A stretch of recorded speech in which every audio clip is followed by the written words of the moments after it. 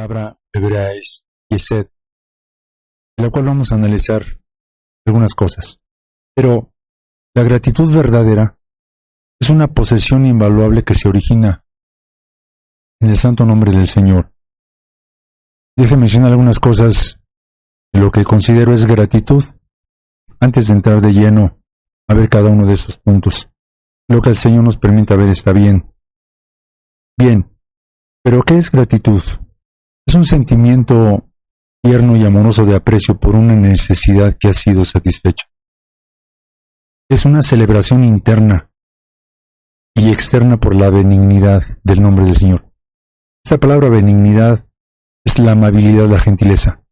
Todas las cosas que recibimos, los favores del Señor, vienen de ese nombre maravilloso, de ese nombre amable, gentil, porque es la gentileza, la amabilidad del Señor la que nos otorga los favores y produce un efecto en nuestro corazón, porque es un sentimiento que viene de Él, no es humano, es divino, y si es divino tiene el poder de tocar el corazón. Gratitud es la presencia de la santa virtud de Cristo que llena el corazón para que pueda dar acción de gracias interna y a través de su boca con reconocimientos por los beneficios que se ha recibido de Él. Gratitud es una conciencia del privilegio que el alma tiene de poder recompensar en algo al Señor por su gracia y su misericordia que continuamente nos da de una manera inmerecida. Gratitud es una conciencia santa, con sentimientos de gratitud hacia el benefactor divino. Gratitud es la madre humilde de todas las virtudes de Cristo, de su naturaleza. Existe una gran diferencia entre decir gracias y tener un corazón agradecido. Son dos cosas totalmente diferentes, pero gracias, la palabra, es la expresión verbal de una persona que tiene gratitud. Existen diferentes definiciones para la palabra gratitud. Lo menciono de alguna manera. Algunas. Pero gratitud es el estado del que aprecia los beneficios recibidos. En otras palabras, es una actitud de aprecio. Es el sentimiento que uno tiene después de una palabra amable, de un hecho o regalo, especialmente cuando uno no se esperaba, o lo esperaba, o se lo merecía. Así que la gratitud y la acción de gracias han sido tejidos en el corazón a través de la palabra de verdad de Dios en los creyentes. La gratitud hacia Dios puede transformar todo pesar y dolor temporales en placer y deleites que son divinos y eternos porque vienen de Dios. La gratitud por las cosas pequeñas, por los pequeños favores, genera felicidad y genera contentamiento al alma. Si nuestro corazón está ocupado con gratitud pensando en los favores que hemos recibido, no tendremos tiempo para reflexionar en las faltas y en las fallas de nuestros benefactores. Nuestra gran deuda de gratitud es hacia nuestro Padre Celestial, porque Él nos ha dado un don inefable. Inefable significa algo que no puede ser explicado, simplemente, y que es el Señor Jesucristo.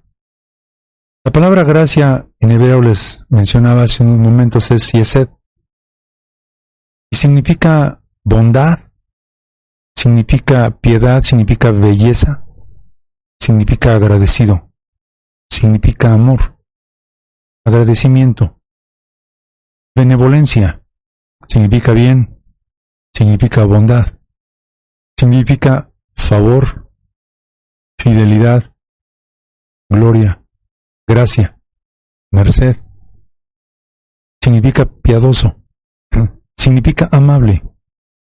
Pero fíjense que también significa voluntad, por lo tanto tiene que ver con la influencia que la gratitud o la gracia de Dios pone en nuestra voluntad. Bien, benignidad es la misma palabra Yesed. Entonces, y significa la rica gratitud infinita del Señor que fortalece, que capacita, que refuerza el deseo y lucha del creyente, cuyo corazón y voluntad se está esforzando para obtener el premio de crecer y también el premio de hacer suya la naturaleza de Jesucristo. Bien. De la benignidad de su nombre, o la amabilidad, o la gentileza de su nombre, proviene su propia gracia o gratitud, porque de lo que voy a compartir con ustedes es precisamente no de una gratitud que proviene del corazón de un ser humano, no estoy hablando de una gratitud que proviene de la amabilidad del nombre del Padre, de Dios. Entonces, esta benignidad que proviene de su nombre es inagotable, tiene el poder para ministrar a cada corazón y voluntad de los que creen, y que tiene la capacidad de darle al alma del creyente una felicidad y una satisfacción completa. Porque la persona que adquiere este tipo de gratitud es una persona que puede tener satisfacción completa. Así que también acerca al creyente al Señor. A través de la gratitud podemos tener una mayor comunión espiritual, una comunión más profunda, más íntima con nuestro Señor. Por lo tanto, la gracia o la gratitud encontrada en la benignidad de su nombre, del nombre del Señor, consiste en un aprecio por los favores y beneficios recibidos, y también una respuesta calurosa de aprecio por esas bondades recibidas. Piensen en algo que considero que es importante. Y la gracia o la gratitud proviene de la benignidad de Dios, entonces es expresada a través de su favor ungido y de su amor hacia la humanidad. Yo estaba pensando de alguna manera esto, porque la gracia o gratitud que viene del Señor está ungida. Esto significa que cada favor que recibimos del Señor tiene que traer o tiene que tener una unción. Cuando hablamos de las unciones en relación al ser de Dios, hablamos del Espíritu Santo, porque el Espíritu Santo es el que da las unciones. Cada cosa que Dios manda a tu vida viene de Él. Entendemos entonces, procede de un benefactor divino. Luego entonces, el favor que Dios te da es divino, no es humano, y va acompañado de una influencia divina sobre tu corazón para que haya una respuesta de parte de ti hacia Él. Así que si tú sientes gratitud hacia Dios, de verdad una gratitud profunda, es porque Dios ha puesto esa influencia divina sobre tu corazón, para hacerte ver que lo que Él te ha dado es algo que no mereces, y que Él te lo ha dado porque tiene un nombre benigno, bondadoso. Muy bien, pensando entonces en esto, porque gracia entonces significa influencia divina sobre el corazón. Así que, si yo quiero recibir este tipo de gratitud que hubo en el corazón de Jesucristo, yo debo dejar entonces que esa influencia divina venga y toque mi corazón. Esa influencia obra en el corazón del creyente. Y de alguna manera entendemos que la gran llave en el camino con Dios es la gratitud, una actitud de gratitud. En alguna clase les mencioné algo como que nuestra actitud determina nuestro éxito, nuestras relaciones en la vida y nuestra relación con Dios. Pero una actitud agradecida nos va a abrir siempre las puertas. Dios espera de nosotros siempre una actitud de gratitud. Y nosotros podemos llegar a la meta si logramos tener esta gratitud, esta influencia divina que Dios ponga sobre nuestro corazón. Dicho estas cosas, entendemos que esta gratitud obra en el corazón o esta influencia divina, haciéndolo puro y moralmente fuerte en sus pensamientos y en sus sentimientos más íntimos. La gratitud humilde de Cristo Jesús siempre muestra bondad, siempre muestra cortesía, compasión misericordiosa. Así podemos entonces estudiar estos 12 grados de gratitud humilde de la benignidad del nombre de Dios el Padre encontradas en nuestro Señor Jesucristo. Y vamos a tomar la misma cita que tomamos hace 8 días. Filipenses capítulo 2 versículo 7. Dice: haya pues en vosotros este sentir que hubo también en Cristo Jesús, el cual siendo en forma de Dios, no tuvo por usurpación ser igual a Dios. Sin embargo, se anonadó a sí mismo, y tomando forma de siervo, y hecho semejante a los hombres. Pero viene la primera cosa que hizo Él en relación a su mente humilde. se anonadó a sí mismo. Y recuerdan que hablamos que esto de anonadarse es hacerse nada, es estar dispuesto a perder su reputación. Así que pensamos entonces que Jesucristo es nuestro ejemplo perfecto de gratitud divina por la pérdida y el cambio. La pérdida de posición y gratitud porque el Padre tuvo en su plan maestro cambiarlo de posición. Y él no tuvo ningún problema en dejar o perder la posición antigua y gratitud por el cambio, pues dejó su lugar a la diestra del Padre y es un lugar de poder, en lugar de poder, de privilegio, de fama, a fin de poder descender y morar en un cuerpo humano para ser un desconocido, como lo mencionamos la otra ocasión. Pero lo hizo con gratitud y tuvo que ser gratitud divina. Tuvo que haberlo hecho a través de la influencia divina sobre su corazón, porque lo hizo con gozo, no lo hizo con murmuración, no lo hizo con queja, lo hizo con mucho gozo. Así que en el Salmo 40, versículos 7 al 8, hablando proféticamente acerca de esto, dice así: entonces dijo, he aquí vengo, en el envoltorio del libro está escrito de mí, el hacer tu voluntad, Dios mío, me ha agradado, y tu ley está en medio de mis entrañas. Así que Jesucristo voluntariamente se inclinó ante el plan maestro de Dios, su voluntad, con deleite de gratitud. Y fue el placer y el deseo de Cristo el hacer la voluntad del Padre conocida. Y para esto, él sabía que tenía que sufrir la pérdida, el cambio de su unión antigua con el Padre, a fin de entrar en una nueva unión con el poder de resurrección del Padre, que le habría de dar, después de que le gustara la muerte y la sepultura, y su viaje a la muerte, y resucitar al tercer día. Así que, en la antigua unión que tenía con el Padre, con Cristo, él experimentó este poder creativo, porque a través de él Dios creó todas las cosas.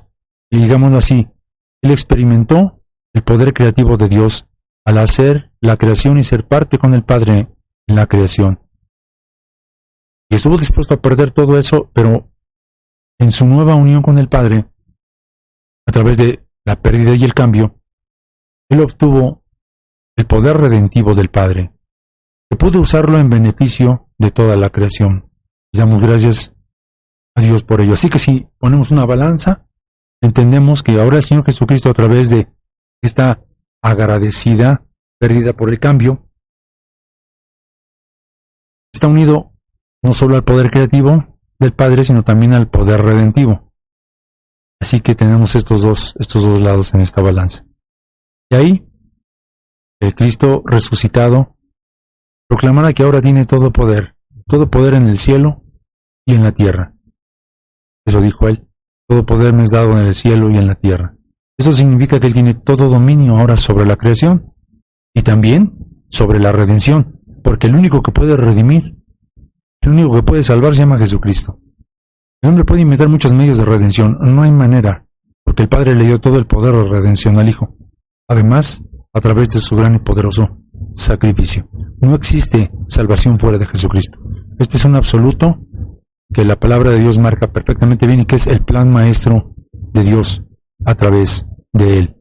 Así que Jesús desplegó y reveló esa obediencia a la ley moral del Padre de una manera plena. Y él nos enseñó que su obediencia a la ley del Padre es superior al sacrificio. Jesús declaró por adelantado en esta porción que leímos hace un momento, que él se deleitaba con agradecimiento para poder hacer la voluntad de su Padre. Así que la obediencia de Cristo para tomar el lugar bajo,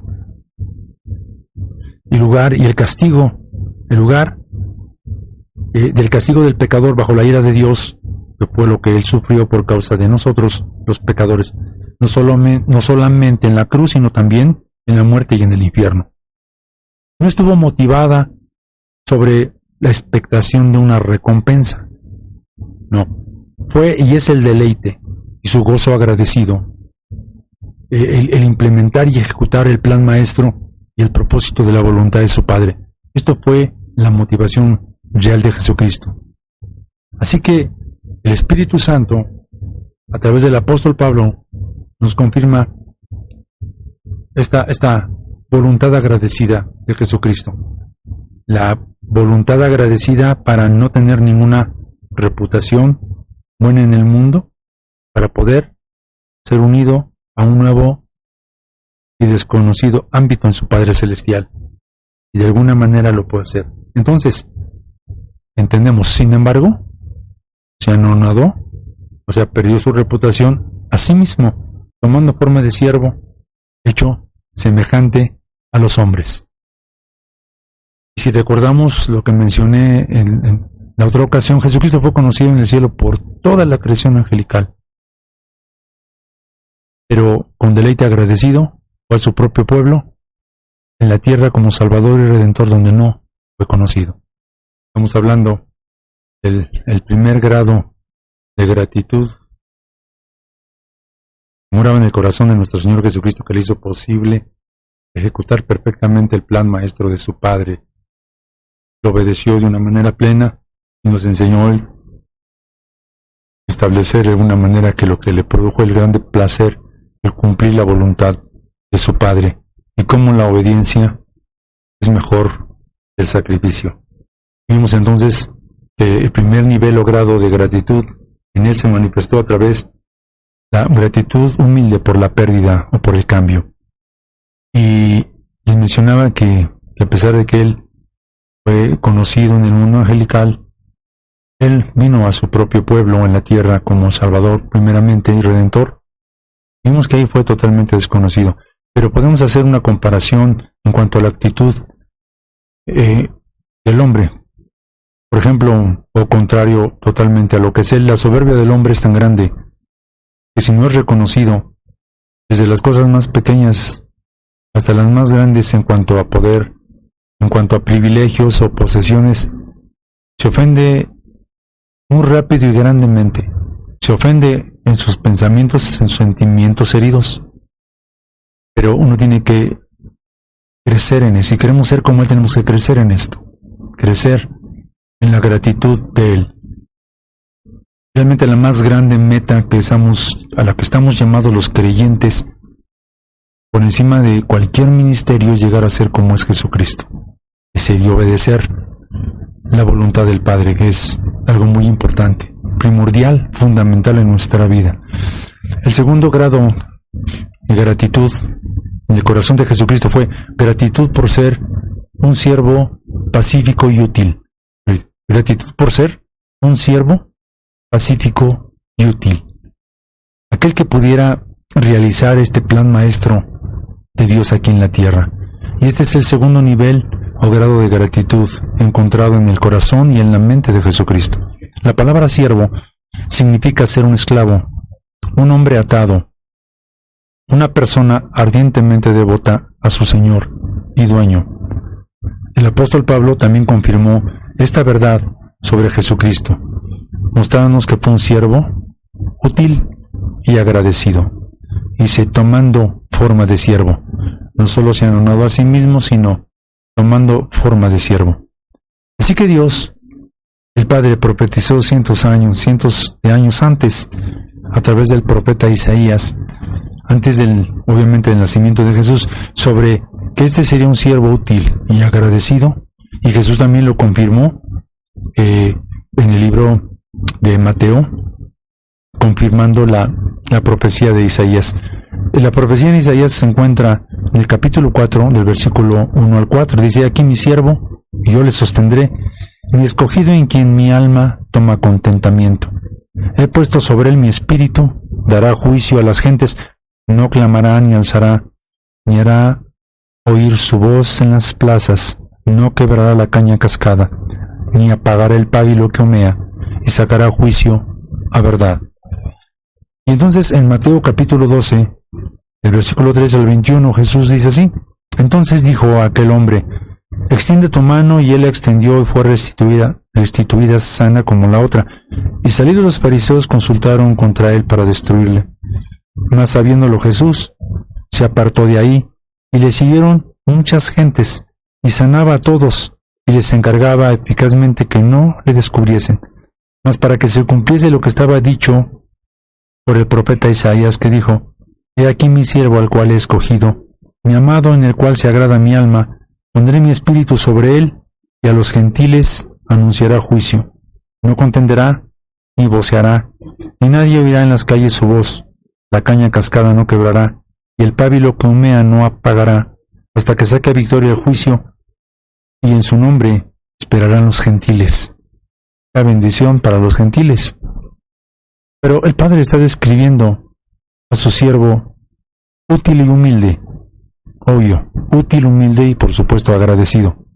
La gratitud por ser un siervo.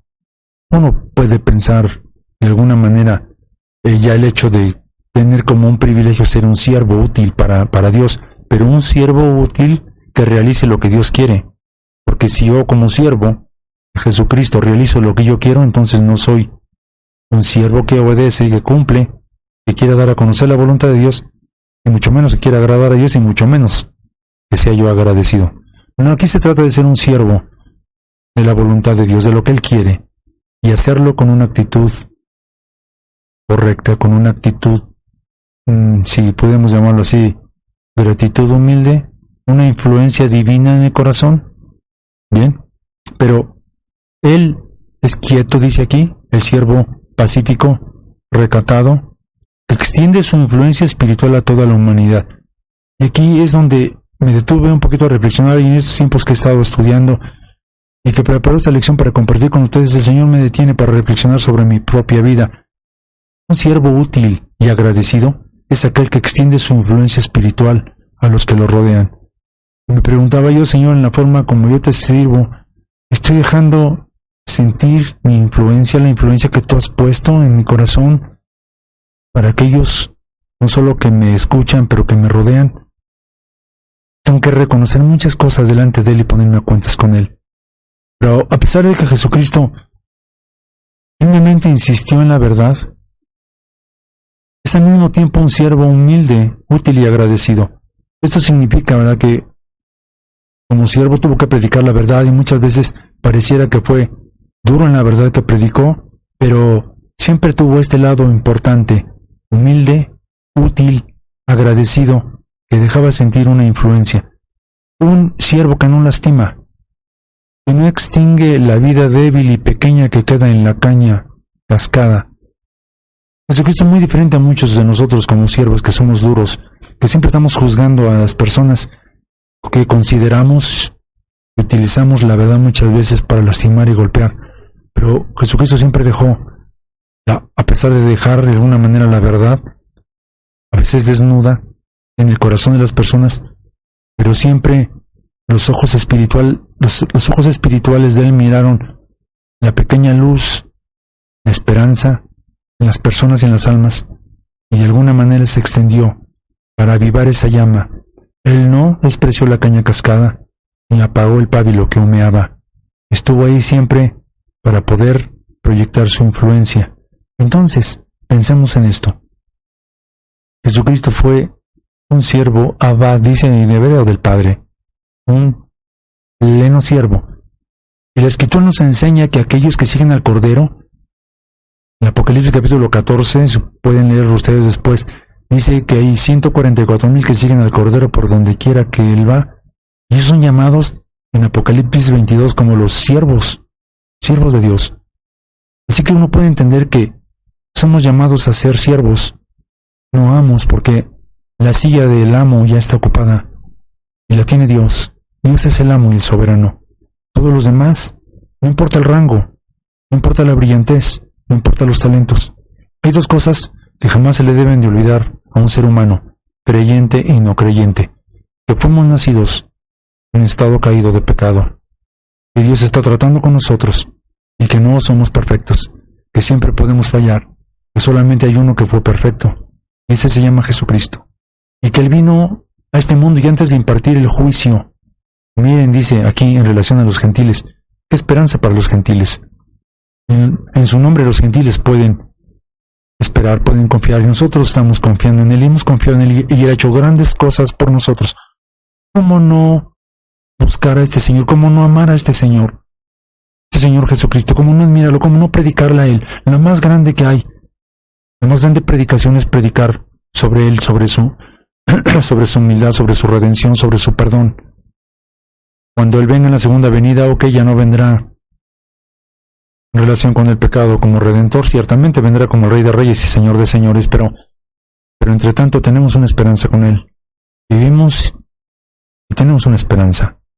Si alguien falla, pero sabe que puede ir a sus pies y sabe que siempre va a encontrar aquel Señor que es un siervo útil para cumplir la voluntad de su Padre. Qué diferente Él es a nosotros. El siervo humilde y útil y agradecido de Dios siempre va a servir aún a la vida más pequeña. Él siempre va a servir aún a la luz más débil. Por eso uno puede tener esperanza. Y creo que muchos de los que hemos caminado con Él a lo largo de muchos años, por encima de tantas cosas podemos testificar que Él no ha apagado jamás la luz más débil. Y que si todavía estamos aquí con una decisión, es porque ha habido un siervo agradecido que una y otra vez ha extendido su mano para levantar, para empujar, para animar. Que este es el siervo agradecido y humilde de Dios.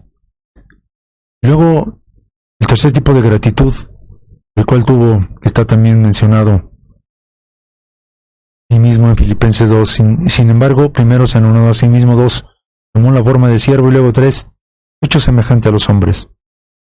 Y este tipo de gratitud es por el poder encubridor de humildad. Es el poder que tiene la capacidad de encubrir.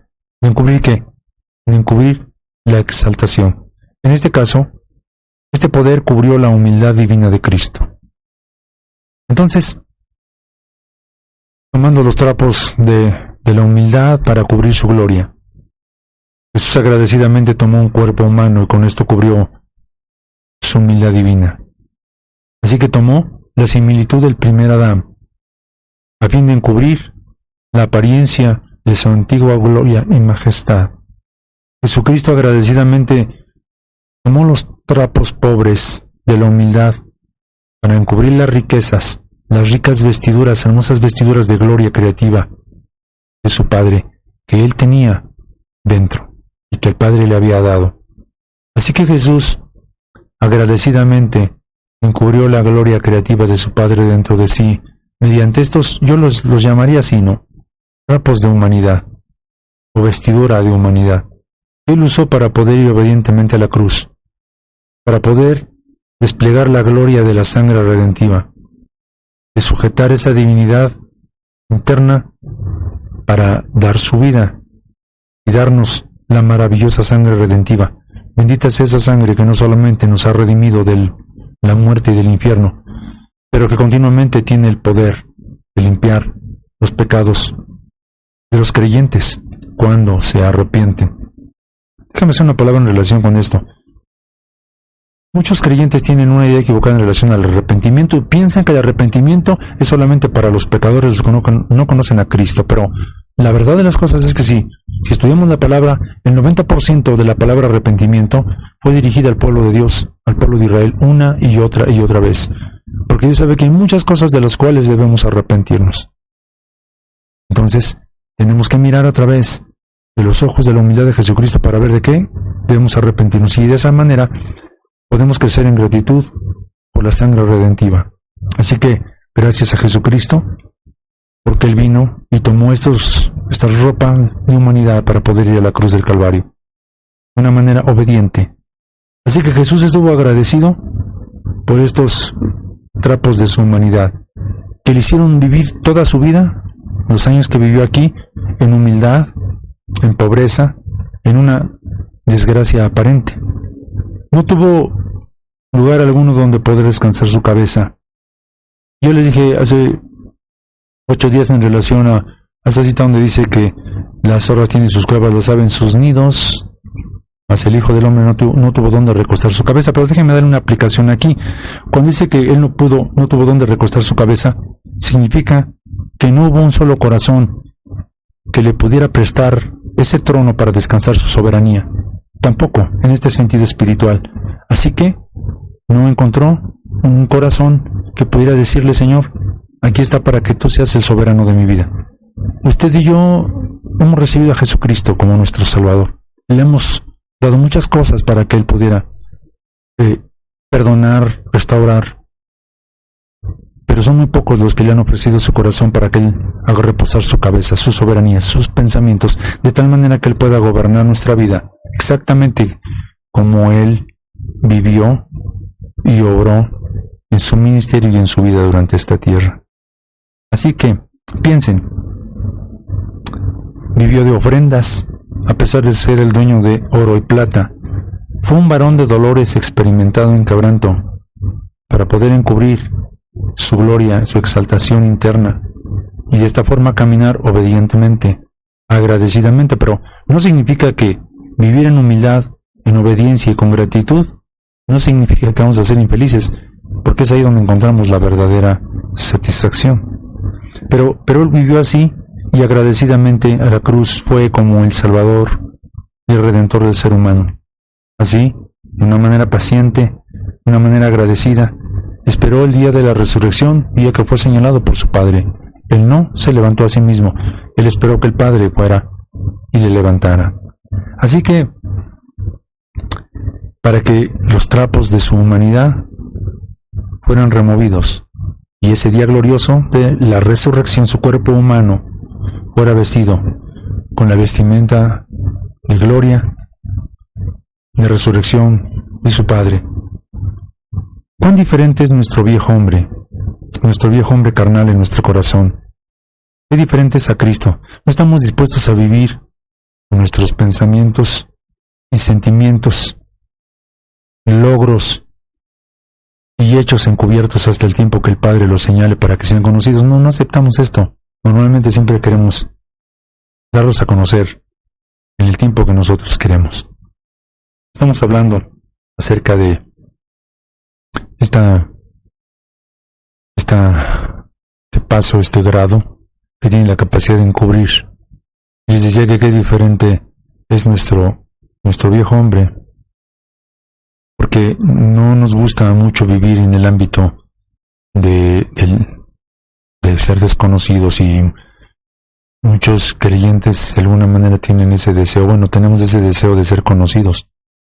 Y esto produce muchos enojos, o hace que de alguna manera suframos muchos enojos, ira, contiendas, de pelear, porque nuestro orgullo de redención trata con esfuerzo vano de quitarse estos trapos de encima y hacer conocidas nuestras grandes glorias. Pero qué grande es el día redentivo en que nuestra alma aprende sobre esta gratitud humilde para encubrir,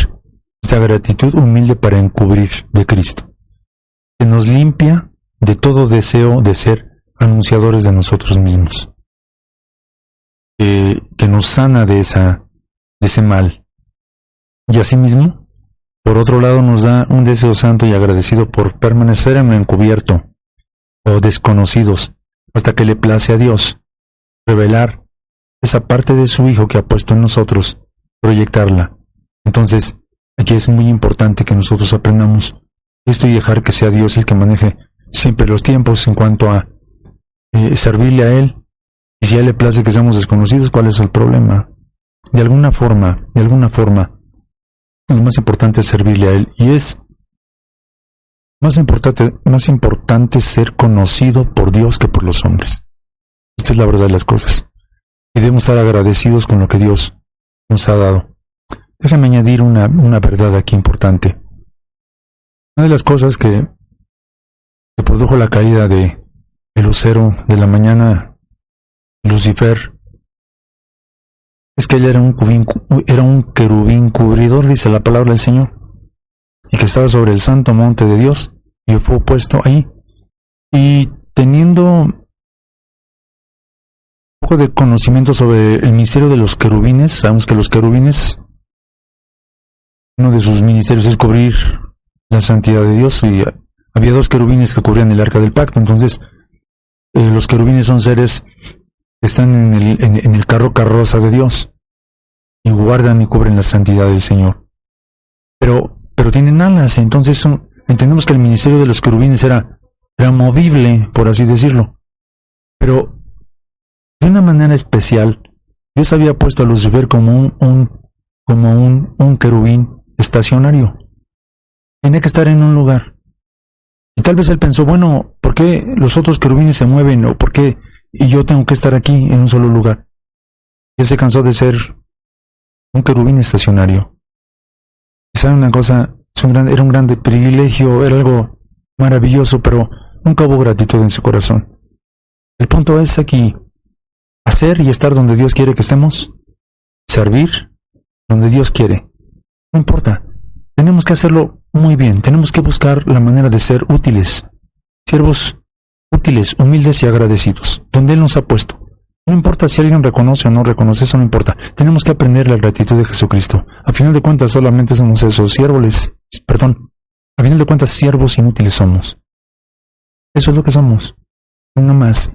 ¿Cómo necesito yo en mi corazón que se forme esto? ¿Cómo necesito la influencia divina de Jesucristo en mi corazón para hacer las cosas con humildad, utilidad y sobre todo cubrirme de esta gratitud? Los logros que pueda tener el Señor no se han descubierto, simplemente Dios sabe lo que tú trabajas, Dios sabe lo que tú haces, y eso debe ser suficiente. Bien, este es el punto. Y el cuarto nivel de gratitud en Jesucristo es gratitud de humildad amante. Gratitud de humildad amante por la condición como hombre de Cristo. Así que Cristo tuvo gratitud humilde por esta condición o estructura de su cuerpo que el Padre había hecho por él, y hallado en la condición como hombre. Nos pensamos, ¿qué unión tan opuesta la del hombre a la unión que el Señor Jesucristo tuvo en su espíritu, alma y cuerpo? Fíjense, en un lado de la balanza, si ponemos una balanza, Él llevó la forma de Dios, y por el otro lado llevó la condición o la estructura del hombre. En un lado de la balanza, la forma de Dios estaba en el espíritu y en el alma de Él, y en el otro lado de la balanza estaba la condición del hombre en su cuerpo. Así que aunque el alma y el espíritu de Cristo fueron en la forma de Dios, Él tuvo gratitud por su cuerpo, que tuvo esta condición de hombre. En la forma de Dios, en su espíritu y su alma llevó la exaltación, la gloria que tuvo con su Padre antes de la creación y que nadie podía quitarle. Pero en la condición como hombre en su cuerpo, entonces, llevó la humillación de su cuerpo humano, y sin embargo, Él mostró gratitud en una humildad amorosa por la obra de artífice que su Padre hizo en su cuerpo humano. En Hebreos 10, 5 al 10 dice así, por lo cual, entrando en el mundo, dice, sacrificio y presente no quisiste, mas me apropiaste cuerpo. Holocausto y expiaciones por el pecado no te agradaron. Entonces dije, he aquí, en la cabecera del libro, estaba escrito de mí para que haga, oh Dios, tu voluntad, diciendo, arriba sacrificio y presente y holocausto y expiación por el pecado no quisiste ni te agradaron, los cuales se ofrecen según la ley. Entonces dijo, heme aquí para que haga, oh Dios, tu voluntad. Quita lo primero para establecer lo postrero, en el cual voluntad, fíjense bien, en la cual voluntad somos santificados por la ofrenda del cuerpo de Jesucristo hecha una sola vez. Así que Dios hizo un cuerpo humano sin pecado, según el propósito que tenía para él. Así que los animales ofrecidos en sacrificio durante el Antiguo Testamento no podían tomar el lugar del hombre y ser un sustituto para él y su pecado, porque no tenían la misma condición del ser humano. Solamente servían como una figura. Por ejemplo, entendemos que los animales no habían escogido ellos pecar. Eran simplemente seres con naturaleza animal. Pero fue la naturaleza humana la que pecó y ofendió a Dios. Por lo tanto, Dios hizo y formó un cuerpo humano, claro, sin pecado, para que su unigénito Hijo, cuyo espíritu y alma, que tenían la forma de Dios, pudieran unirse a esa naturaleza humana. Este es un misterio. La Biblia menciona un misterio, pero sí lo es. Jesús entonces dio su naturaleza humana para que tomara el castigo por nuestros pecados. De esta manera, el Señor Jesucristo se hizo un mediador entre el ofensor, o sea, la naturaleza humana, y el ofendido, que es Dios y su naturaleza divina, sin pecado. Así que vemos nuevamente una balanza, y por un lado vemos al hombre, que es el ofensor pecaminoso, y en el otro lado vemos a Dios, que es el ofendido, y que no tiene pecado porque es perfecto. El cuerpo que Dios formó y condicionó para su Hijo vino a ser el reconciliador y el redentor. Recuerden, repito lo que acabo de decir, el cuerpo que Dios formó y condicionó para su Hijo vino a ser el reconciliador y el redentor entre Dios y el hombre. Cristo Jesús fue agradecido por su cuerpo, porque Él vestirá este cuerpo a través de la eternidad. Ha resucitado. Cristo Jesús, en gratitud, usó la hechura de su Padre o la condición de su cuerpo para poder llevar a cabo el propósito de la voluntad de su Padre. Somos agradecidos por este cuerpo que el Señor nos ha dado, porque a través de él tenemos la oportunidad de realizar aquello que Dios nos ha ordenado. En 1 de Pedro 2:24, voy a poner un poquito, dice, el cual mismo llevó nuestros pecados en su cuerpo sobre el madero, para que nosotros, siendo muertos a los pecados, vivamos a la justicia, por la herida del cual habéis sido sanados. Así que la condición que el Padre le dio al cuerpo de Jesús fue perfecta para el propósito que había sido formado, como un sacrificio en la cruz, para satisfacer tanto al ofensor, el hombre, como al ofendido que fue Dios. Y Dios no dejó su obra preciosa en la tumba. Él levantó su cuerpo con gloria infinita de resurrección al tercer día. Romanos 6:4, porque somos sepultados juntamente con él a muerte por el bautismo, para que como Cristo resucitó de los muertos por la gloria del Padre, así también nosotros andemos en novedad de vida. Así que Cristo Jesús no solo ha compartido su cuerpo de humillación con nosotros en salvación, también lo ha compartido y seguirá compartiendo este cuerpo glorioso exaltado en nosotros, para que nuestro cuerpo humano y vil, de pecado y la muerte, de alguna manera un día obtengan ese poder de ser transformados en un cuerpo glorioso. Filipenses 3:21 dice, el cual, o sea, Él, transformará el cuerpo de nuestra bajeza para ser semejante al cuerpo de su gloria. Esto es lo que de alguna manera Él ofrece a nosotros. Pero mucha de la ingratitud pecaminosa humana empieza cuando el hombre pecador rechaza la forma y las condiciones que Dios le ha dado. Miren, el hombre no acepta muchas cosas que Dios hizo en él. Piensen en esto. Le desagrada su tamaño, ya sea alto, bajo, le molesta el color de sus ojos, su piel, sus cabellos. También se encuentra a disgusto con la forma de su cuerpo, el tamaño de sus manos, de sus pies. Le desagradan las circunstancias y situaciones que Dios hace y que forma para enseñarnos. Y pensemos en esto, por citar solo algunas cosas.